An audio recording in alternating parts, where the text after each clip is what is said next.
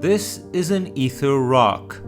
It is one of the earliest instances of an NFT, a non-fungible token. In August of 2021, someone paid $1.3 million for one of them. To the average person, this sounds completely absurd. Why would anyone pay so much money for what is essentially a worthless digital file? The person who bought it probably didn't think it was valuable either, but believed that he could sell it to someone else for an even higher price. It didn't work out too well because the price of ether rocks collapsed shortly after, when interest rates started rising and cheap credit was no longer available. But they are still trading for outrageous sums, and one of them was recently bought for $200,000. What does this anecdote tell us about today's economy? Have we lost all sense of reason and value?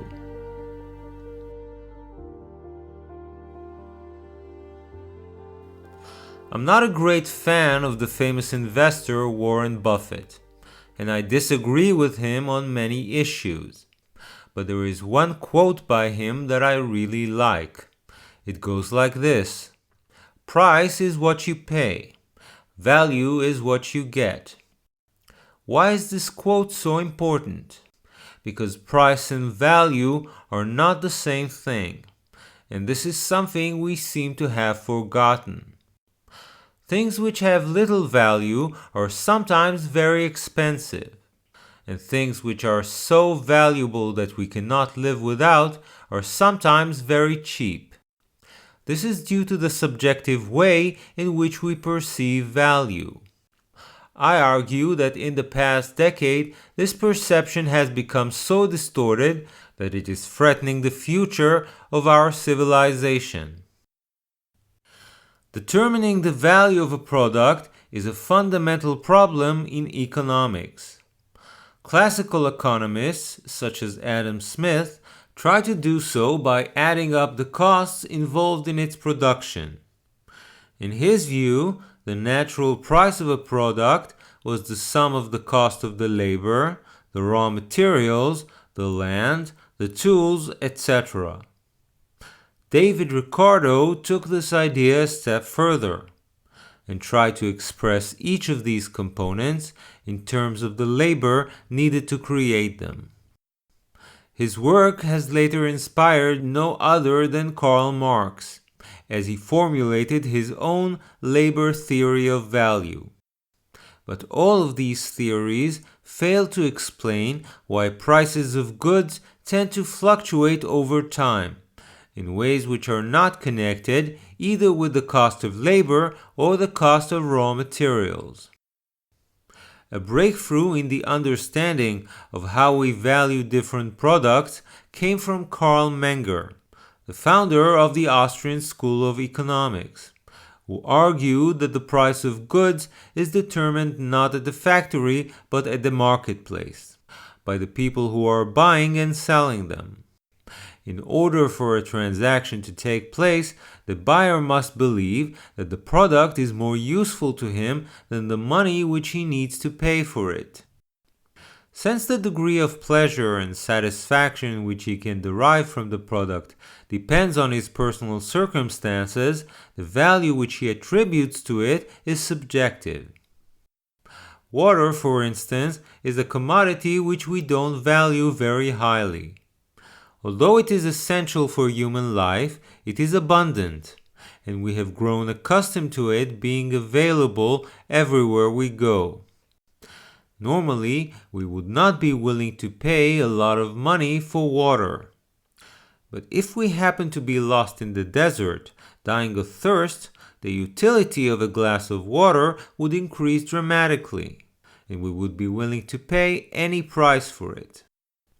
Another interesting example is diamonds. Unlike water, diamonds are not essential for human life, and we can do very well without them. However, diamonds are rare and are also considered as a status symbol. Some people think that wearing diamonds will make them look more rich and attractive, and are therefore willing to pay quite a lot for a diamond. Others believe that giving their girlfriend a diamond ring will help them win her heart. As a result, the price of diamonds is much higher than that of water, even though objectively, water is far more valuable. The subjective theory of value also explains why prices can suddenly change based on news events. The way we value goods is highly dependent on our plans for the future. When our plans change, so does the value we attribute to these goods. Thus far, none of what I've described is new. People have always been willing to spend exorbitant amounts of money on things which were not crucial for their survival, but gave them pleasure or enhanced their social standing. They are willing to pay a fortune for designer clothes, luxury vacations, expensive watches, sports cars, or rare wines.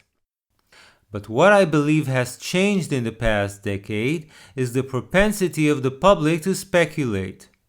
Speculation is very different than consumption.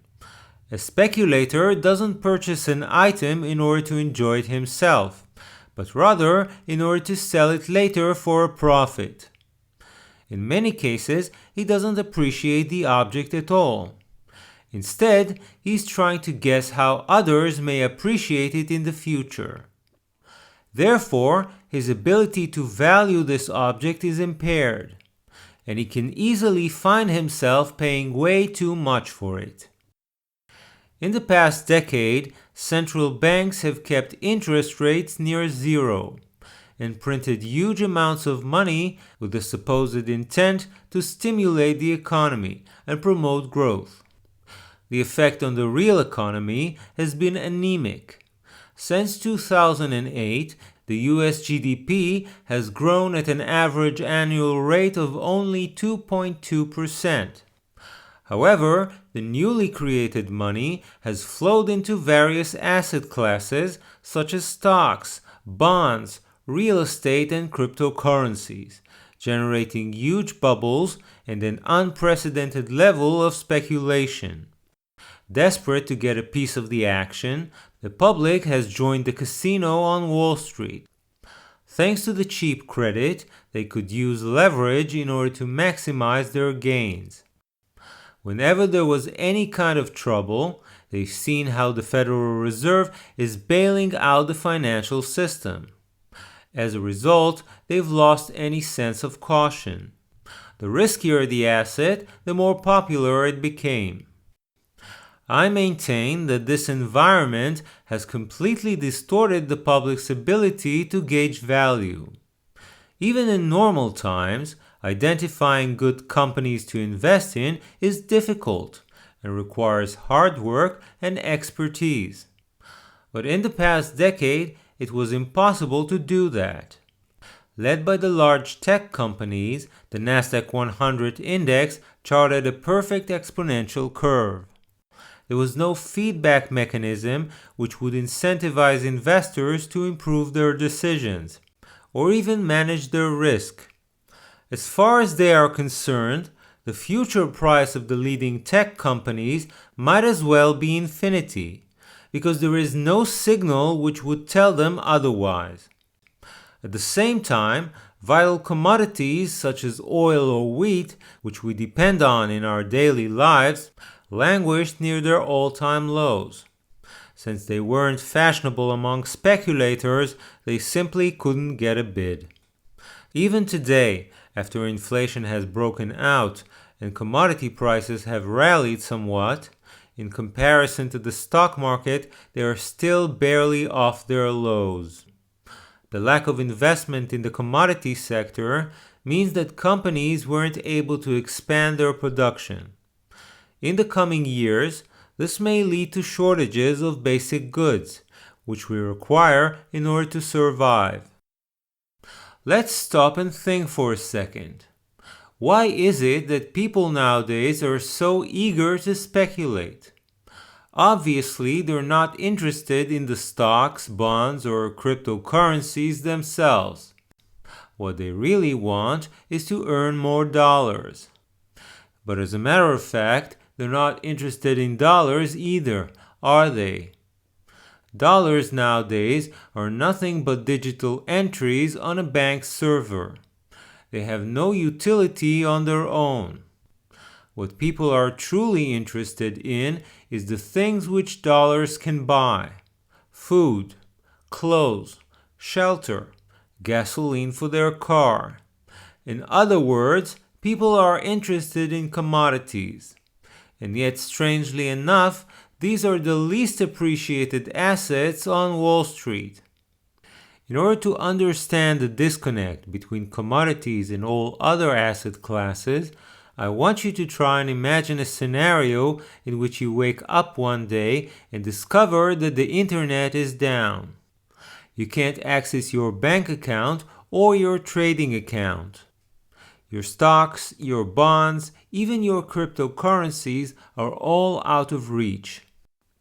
You go to your local store to get some groceries, but they can't accept your credit card because they don't have access to the internet either.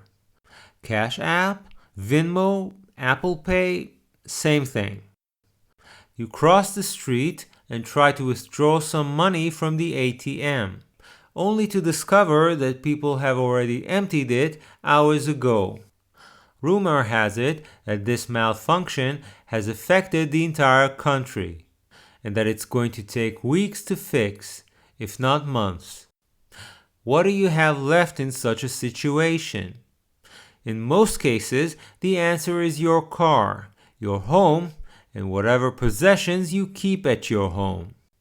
Whatever food you have in your pantry, whatever clothes you have in your closet, whatever appliances you have in your kitchen, and whatever tools you keep in your garage. That is your new net worth. In this age of information technology, most of our wealth is stored digitally. We hardly keep at home any of the physical commodities which we need in order to survive, because we don't have enough space to store them, and because we assume that they will always be available at the store. As a result, we are extremely vulnerable to any crisis in the financial system. The only forms of money which are not digital are the precious metals, gold and silver, but very few people own a substantial amount of them. The scenario I've just described illustrates how digital assets are not real wealth. They are merely claims on wealth which can be repudiated at a moment's notice. In my view, only things which exist in the physical world and which are useful in our daily lives have a true value. Food, clothes, houses, vehicles, appliances, and of course the machines and the raw materials which are needed in order to produce these goods. They are valuable, and everything else is an illusion. In the past decade, we have become hyper-focused on digital assets, believing that they will bring us prosperity. But we are not digital beings, and we cannot separate ourselves from our physical needs. I'm afraid that we are in for a rude awakening. As inflation becomes worse, and as we experience shortages of vital commodities, people will need to reevaluate what is important in life and what we can do without.